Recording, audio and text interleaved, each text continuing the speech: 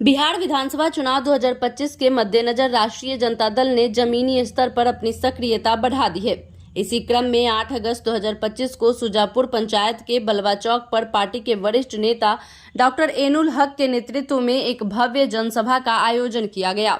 इस अवसर पर डॉक्टर हक ने ग्रामीणों से सीधे संवाद करते हुए उनकी समस्याओं को सुना और राजद की नीतियों, विकास योजनाओं तथा भविष्य की प्राथमिकताओं से उन्हें अवगत कराया। अपने संबोधन में डॉक्टर हक ने मौजूदा सरकार पर निशाना साधते हुए कहा कि राज्य में बढ़ती महंगाई, लगातार बढ़ती बेरोजगारी और प्रशासनिक अव्यवस्था ने आम नागरिकों की जिंदगी को कठिन बना दिया है। उन्होंने वादा किया कि राजद सत्ता में आने पर शिक्षा, स्वास्थ्य, रोजगार और सामाजिक न्याय को सर्वोच्च प्राथमिकता देगा। उन्होंने खास तौर पर बरारी क्षेत्र की आधारभूत समस्याओं जैसी टूटी फूटी सड़कों, खराब शिक्षा व्यवस्था और स्वास्थ्य सेवाओं की कमी के त्वरित समाधान का आश्वासन भी दिया। सभा में मौजूद युवाओं से डॉक्टर हक ने अपील की कि वे भावनाओं के बजाय विकास के आधार पर मतदान करें और एक जागरूक मतदाता की भूमिका निभाएं। कार्यक्रम में बड़ी संख्या में स्थानीय नागरिकों और राजद कार्यकर्ताओं की मौजूदगी ने यह स्पष्ट कर दिया कि बरारी में राजद का जन समर्थन लगातार मजबूत हो रहा है। डॉक्टर हक ने अंत में कहा कि जनता का विश्वास उनकी सबसे बड़ी प्रेरणा है और अगर सेवा का अवसर मिला तो बरारी को विकास और बदलाव की नई दिशा देंगे। मैं मानने के लिए तैयार रहूंगा, लेकिन ये करना पड़ेगा। दो ही आपके पास चारा है, या तो सबको रोड पे खड़ा होकर आवाज करनी होगी जो हम लोग को टिकट दीजिए, नहीं तो आपके साथ नहीं है। ये बात आपको खड़ा होकर बोलना पड़ेगा टिकट के लिए, या नहीं तो चुपचाप आपको वोट करना पड़ेगा। और टिकट मिलने से भी जैसे यहाँ से बोले हैं जो ठीक और उसका परिणाम पॉजिटिव आएगा। अगर आज आपका लीडर होता है जो भी समस्या, तो वो जो कानून लाया तो उसको आपको मानना पड़ता ना। तो उसी तरह राजनीतिक तौर पे भी आपको अपोजिशन चाहिए, आपको लीडर चाहिए।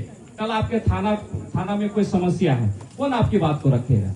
अगर वहां पे 500,000 लोग ले जाने की जरूरत पड़ेगी तो ये खेत में काम करने वाला, मजदूरी करने वाला, वो क्या 5,000 लोग को?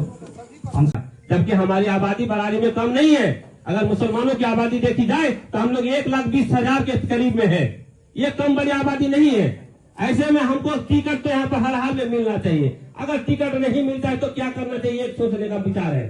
आज हमारे बीच धनबल कम से कम करोड़ों में आंका जाता है कि एक चुनाव लड़ने के लिए करोड़ों रुपया खर्च है। यह बात देके हम लोग को जो नेता है वह लोग कहने के अपने आप को संयमित कर लिए कि नहीं, इतनी बड़ा चुनाव नहीं लड़ पाऊंगा। लेकिन मैं धन्यवाद देता हूं, उन लोगों ने ईबीसी का दर्जा दिलाया, शेरशावती का नाम दिलाया। सकते आज हम लोग वोट करते हैं मात्र भर भाजपा को हराने के लिए, अपने लोगों को जिताने के लिए नहीं। दोस्तों यह सत्य है, यह सही है, यह बात सत्य है कि हम लोग अपने नेता को बनाने के लिए नहीं, हम लोग आज वोट कर रहे हैं किनके लिए कि 22 राज्यों में भाजपा की सरकार है, केंद्र में भी भाजपा लोगों को चुनने के लिए खड़ा करेंगे, हराने के लिए नहीं, अपने लोगों को जिताने के लिए जब काम करेंगे तो हमारा विधायक जीतेगा।